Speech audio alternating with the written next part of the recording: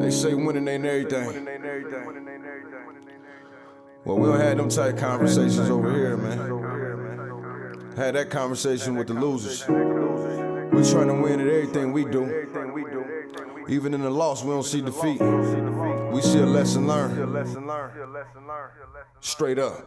Look, I came into this world in 1978. The doc looked me in my face and knew I was something great. 45, 42 Prescott, that's where I'm from. Grew up in the slums around dope dealers and bums. As humble as I was, I adapted to my habitat. In my own lane though, far from where they crashing at. Dumb bar graduate, the game I'd have mastered it. Served in the Navy, look, y'all don't know the half of it. Pops passed in '01, moms passed last year. I know they up in heaven smiling down, crying mad tears, cause they son making it. No telling where I'm taking it. My city been cursed, but I feel that I'm breaking it. Coached at Wayne High in 15 in one state. Seen the fork in the road and went straight. I know what I'm worth, I'm OG King Kirk.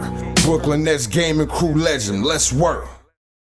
Hey, this is OG King Kirk, your host of the OG2CENTS Podcast. I want to thank each and every one of you who tune in every Sunday. I truly appreciate it. As always, during this time, make sure you're protecting yourself and others by simply staying at home if you don't need to go out. Practice social distancing. Wash your hands, stay sanitized, and hopefully we get through this soon.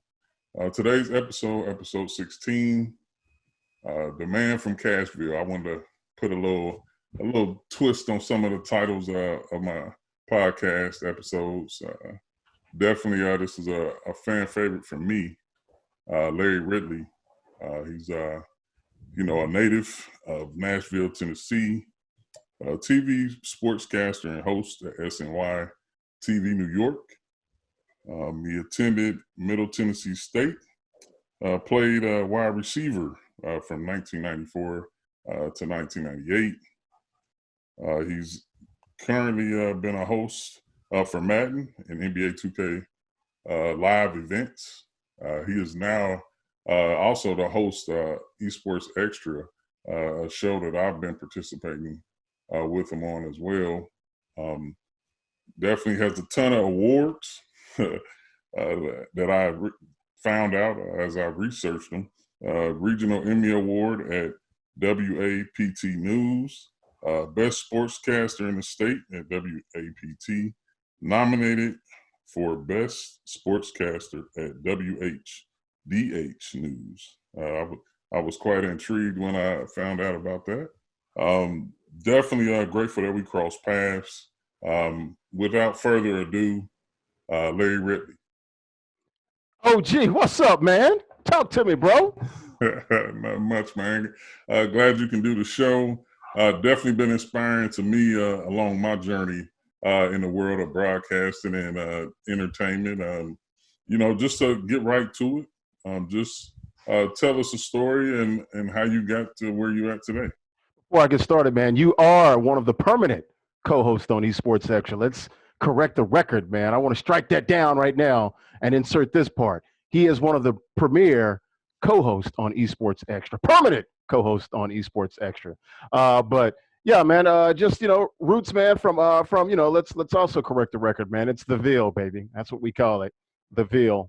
Those of us that are from Nashville, Tennessee, aka Music City, USA. That's all music, OG, not just country, not pop, not just, bluegrass or whatever. It's rap.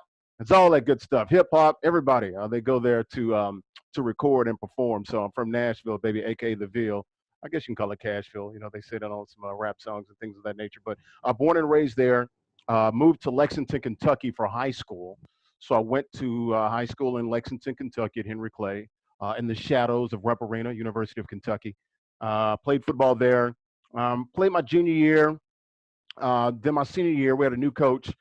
I was one of the top 2 or 3 players on our high school team for sure. To this day, I still lead our high school with interceptions. I had 10 my senior season. That was a record. And I went to school at the same place as Frank Minifield, former great Cleveland Browns corner, All-Pro, and the Minifield brothers there. So that was the record. I know at least it was the record a few years ago. I don't know if anyone's broken in the last couple of years, but that was the record at the time. I had some offers from some small schools, 1AA, Division II. I only played 1 year. I wish I would have had another year with my new coach because, man, we were really on to something.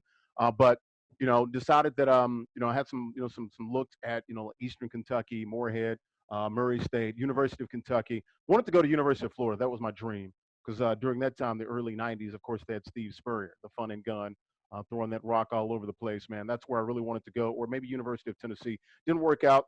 Ended up walking on Middle Tennessee, which was the best decision I ever made. I went back to being close to home. Middle Tennessee, as the word says, the name. It's right smack in the dab middle of the state of Tennessee. Geographically, it's right in the middle of Tennessee. So I went there, walked on, ended up getting some money. They paid for me to go to school there, ended up getting some scholarship money. My last 3 years there, it was a great experience, greatest experience of my life.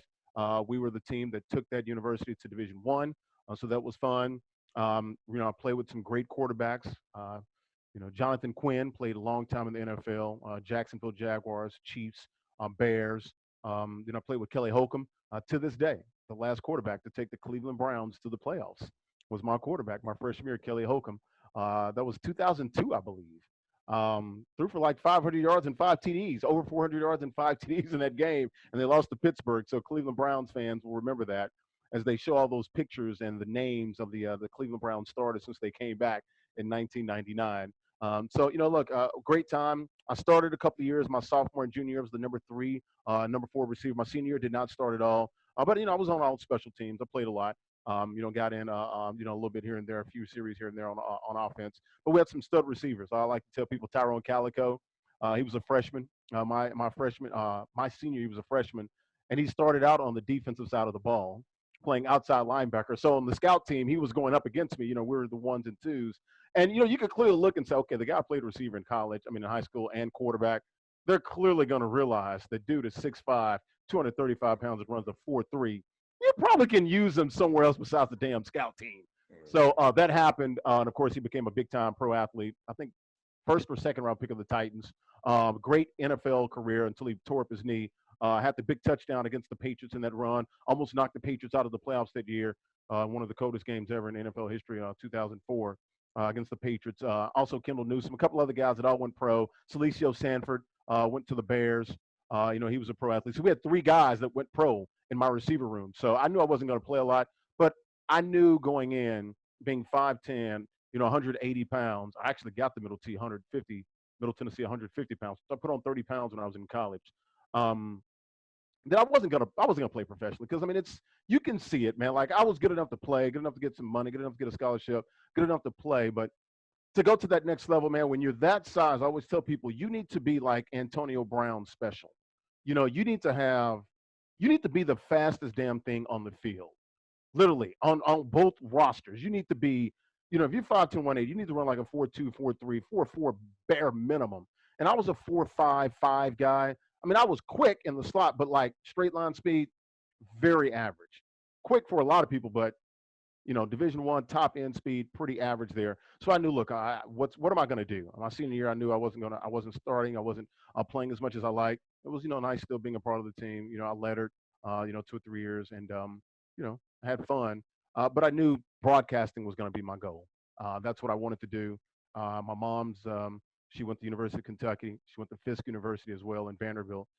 She told me, you're growing up, figure out what you want to do. She always instilled that in me, and I followed that. And I knew sports was always a passion of mine. And communications was really good because it required hardly any math, maybe just one course. So it was something that I can get by in. And that's kind of where I took off. Did a show my senior year with a fellow friend of mine who was a Kappa at the time, Daryl Holman. We did a show that was very popular, wildly popular on campus. We did it live a couple days a week. It ran live on the cable station, which we had a studio there, a very fine program at Middle Tennessee State University. And then the rest is history. Took off, interned, and got some jobs in smaller markets and worked my way to where I am today. Good. Great story. Who's been your favorite interview out of all the people that you've interviewed? That's a tough one, dude. I've literally pretty much, you name an athlete that's, an A-list or, has a high IQ or Q score, if you will. That's what I meant to say, Q score, not IQ. Because all of them have a high IQs, right, OG? They all do. We all do.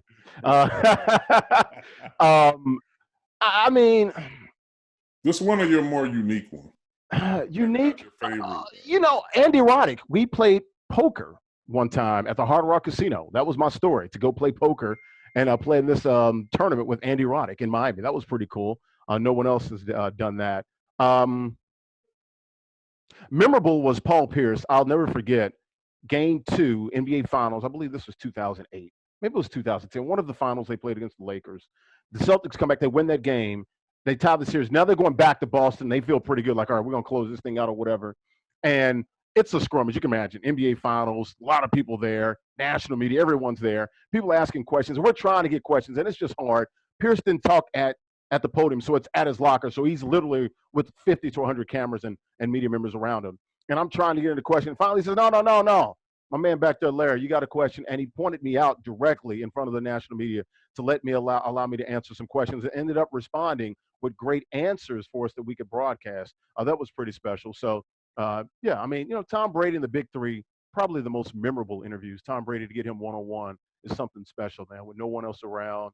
And you're just sitting there with Tom Brady like, dang, I'm here with the GOAT, man. And he's just doing a one-on-one with me. No one else is around. I can ask whatever I want. That was pretty cool as far as experiences. Who haven't you interviewed that you want to interview? That's an easy one. Give a shout out to the late, great Kobe Bryant as well. He was awesome during the NBA Finals. And when he came back with the Lakers, with Dwight Howard, I was in Orlando. Dwight Howard had left, went to the Lakers the following season, 2013. They come back. They're in the Amway Center. They come back. They find a way. They come back and beat the Magic. So Dwight and the Lakers are happy. I'm going into the locker room, and I'm chopping it up with Kobe Bryant. And he was like breaking it down, telling us everything that went right. He remembered me from the NBA Finals. He's like, hold on, what are you doing here in Orlando? I'm like, oh, I left Boston like a year or two ago. So that was pretty cool, and I got to chop it up with the late, great Kobe Bean Bryant. As far as people I've never interviewed, it's a small list. It's a list of one. It's Michael Jeffrey Jordan. He's the only guy I've yet to interview. I've seen him only once or twice in my life. Definitely somebody I'd love to sit down and talk to in the athletic world, in the sports world. I would love to talk to MJ. I've got 15 to 20 pair of his shoes. Always been a huge fan. And give me MJ any day of the week, bro. Right. How has COVID-19 impacted you? And what are some positives that have came from it? COVID-19, I was working. I'll never forget. We got the email like March the 12th. We're going to shut down. Tomorrow's the last show. So that was a Friday, March 13th, if I'm not mistaken. We'd have to go back and look it up, but I think it was the 13th. Either the 12th or 13th, because the league shut down. The NBA shut down on the 11th. I remember that. That was like a Wednesday. I was supposed to work sometime that week, and then the 13th comes, and I remember that being the last show. And then, it was like, hey, we're shutting down for 2 weeks. We knew right then and there. This is going to be longer than 2 weeks, man. It's just like when the government shut everything down. We all knew this is going to be a lot longer than 2 weeks. So, here we are, 9 weeks later, May 20th. So, we went through it. Things are, progressing. We're going to have a big conference call tomorrow, at SNY. So, look, things are looking pretty well for Major League Baseball to come back, NBA to come back.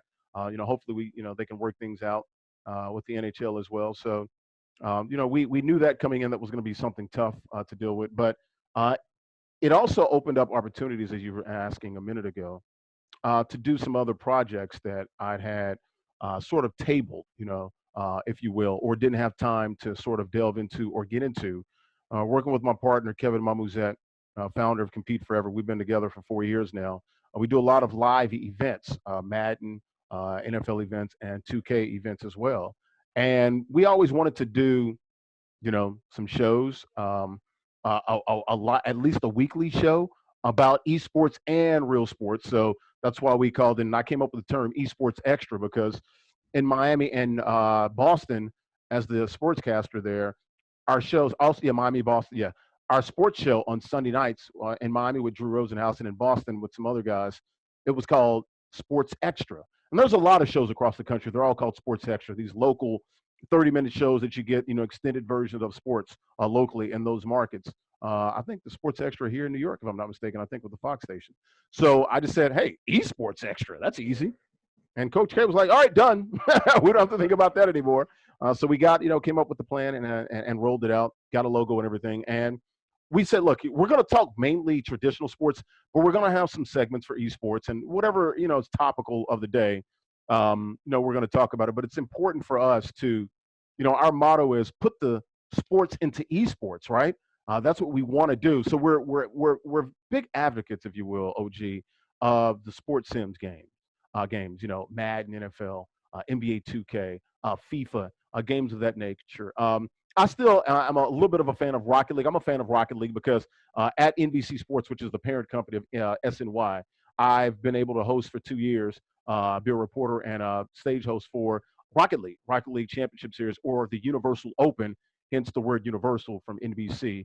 That's their Rocket League Championship. It's 2v2 instead of the traditional 3v3 that RLCS takes part in. So, that's been pretty cool. And to see the rise of esports and to get into it, we definitely wanted to expand the brand of Compete Forever. Reached out to you. So thankful, man. We were going to work together. Literally, March, what was that, the 14th? 13th. It was going to be 13th, 14th. Yeah, 14th, I think. Yeah, 13th was Friday, so 14th was that Saturday. So literally, I text you, I think the day before, the 13th. I think I texted everybody like, hey, the NBA 2K Championship's not happening on the 14th, and the Madden Championship, grand final at the Compete Forever Finals will not happen March 21st. So was bummed that we weren't going to work together. But hey, we found this home for you right here, and I thought you'd be good with it because you're in the NBA, so you can definitely talk NBA. But I know you've delved into other sports with the NFL and just generally knowledgeable and smart and quick and witty when it comes to stuff, man. And I like the OG moniker, man. Although, let's make this clear: you're not the OG. I'm older than you are, dog. I know. I don't know. It just was me being an elder statesman in the community that I represent is the reason why I went with the OG. But definitely, and most of the time, I guess, with the way black is not cracking, I really don't even get into it about ages or anymore because most people look younger than me, or I look younger than some people, and then to find out they're older than me or I'm older than them, so I just roll with it. How did you get into the Madden scene? That's a good question. I get it all the time. I love telling this story. So I'm in Boston. I had a great run in Boston. Was there 5.5, almost 6 years, over 5 years, living in Boston. Got to cover all 4 teams. Went to a championship when I was there. So I did a bunch of parades. Did like 4 parades when I was there. Hot town. I was the number 2 guy. So I was the weekend sports anchor. Great opportunity to go to Orlando to be the main sports anchor, to be, to lead a department, work Monday through Friday, quality of life. My kids are starting to grow up a little bit at that time. So I'm like, you know what? It'd be great to be home on most weekends. As you get into this field and this business, you start realizing very quickly, you work a lot of holidays and weekends. Sports and the news, it doesn't stop. So we're there to deliver and we have to work. So I go to Orlando, main guy. And, my first year there, I think maybe the second year there, I got an email from someone at EA. Who was it? I want to say it was I'd have to look it up. He's no longer there, but I definitely want to give him a shout out. If the name pops back into my head, I will reach out to. I'll tell you the name. Matt Belasupnia. That's his name. So Matty B reached out to me and said, "Hey man, enjoy watching on the news. Would you be interested in being a voice in the Madden game? We're thinking about adding a sideline reporter." I sent them back literally like a 1-line email. Sure. What you need from me? Like, where do you want me to show up? Like, this is an easy one. Heck yeah, to work with EA Sports. For those that don't know, EA has a studio in Orlando. It's the Tiburon Studios. And it's literally like one exit down from the TV station, the NBC station in Orlando from Winter Park over to where EA is. So I went down, I auditioned. They loved it. And then I got an email back like, I don't know, a few weeks later. He's like, oh, did a great job, man, but sorry, we're going with somebody else. And I was like, okay, damn, whatever, that's cool. And then he says, but we're going with somebody else because we're going to use this other person, this other young lady. But he says, I envision a larger role for you. And this is what we want to do. So basically, he just said, we want you to do the pregame, halftime. There was supposed to be some sort of postgame. We didn't end up doing a postgame, but pregame, halftime. And then I voiced like the Gauntlet. I voiced Draft Champions and things of that nature. So other components in the game. And I was geeked. I was excited about it. I ended up getting on that first game, but not as the sideline reporter. But I did the connected franchise mode. I was the reporter asking questions if you play the game in the old Madden 25. And then 16, 17, and 18. 16, 17, 18, yes.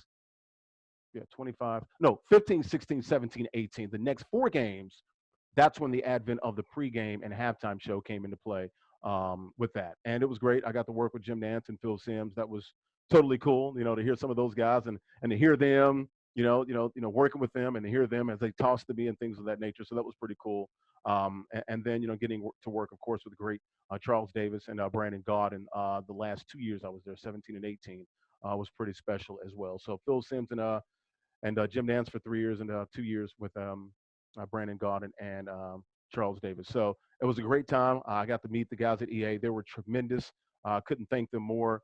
To this day, anybody that's under like 25, they don't know. They don't say, "Hey, Larry, I've seen you on, maybe NBC Sports or, SNY or anything like that." It's like, "Oh, you do the Madden." I remember, yeah, your voice sounds familiar. You do the Madden game. So, that's pretty cool to be known for that. And, a lot of cool points with the Ridley children, that's for sure. Cool. That's a great story. Just a couple more questions before we get out of here.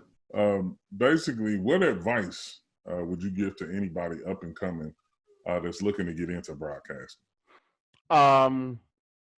Very good question. Get it all the time. I speak at a lot of schools, communications classes, and electronic media, radio, TV classes. And I always tell the people, I like to, OG, I just like to be honest with people. I don't like to paint this big rosy picture for us all because, damn it, it's hard, right?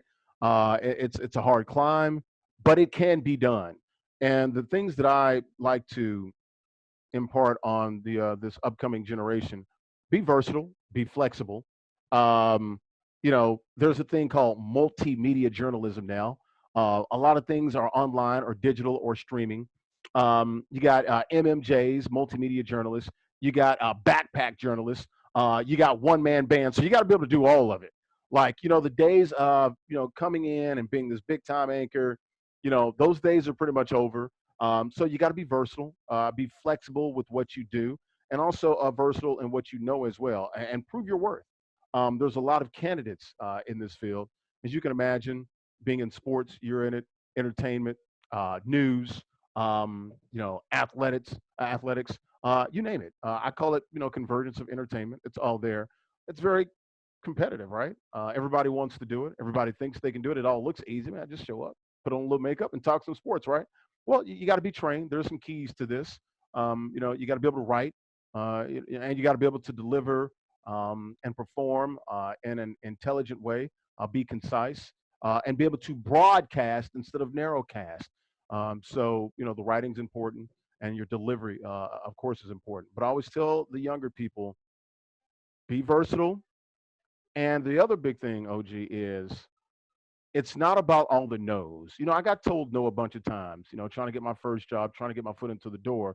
It's about one yes. And that's what I always leave people with. All you need is one person to tell you yes. You're going to get told no a bunch of times. A lot of people are going to tell you no.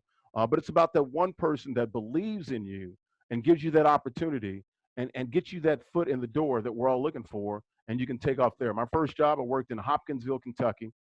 Just graduated from college. My son was just born literally like a month later. And I drove an hour and a half to work one way each way, an hour and a half back, so 3 hours. But the news director at the time was a graduate of my school. She got me the job. It turned out to be a blessing. It was a tough trip. I wasn't making any money, $15,000 a year to be exact, in 2001 or 2002 when I got that first job.